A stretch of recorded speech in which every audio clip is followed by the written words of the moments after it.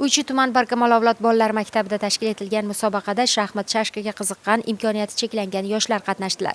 Tadbirga ularning ota-onalari ham taklif etildi. So'zga chiqqanlar bugungi kunda nogironligi bo'lgan shaxslarga mamlakatimizda yaratilayotgan shart-sharoitlar, imtiyozlar haqida to'xtaldilar. Bunday yoshlarni ayniqsa sportga keng jalb etish borasida ota-onalar ham doimiy g'ayrat ko'rsatishlari lozimligi ta'kidlandi.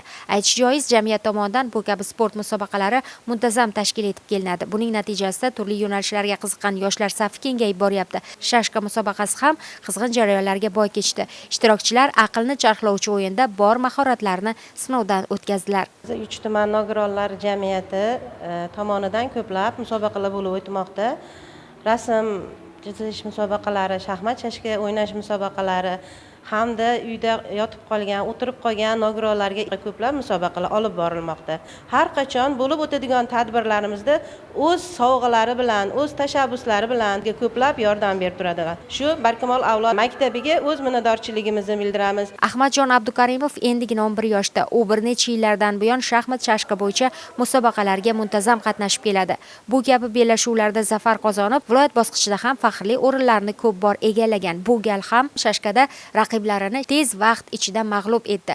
Sport bellashuvining birinchi o'rin sohibiga aylandi. Yoshligimda shaxmat chashkaga qiziqaman.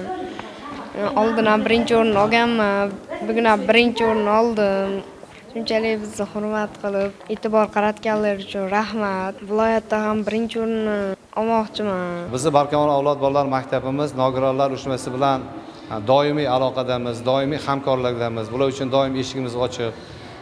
Chunki bu jamiyat bizni ajralmas qismimiz hisoblanadi. Mana prezidentimizning bir qator buyruq qarorlariga asoslanib qo'llab-quvvatlanayotgan, biz ham shuga asoslanib bular bilan doimiy o'tkazilayotgan tadbirlarda birga va yonma-yon bo'lamiz.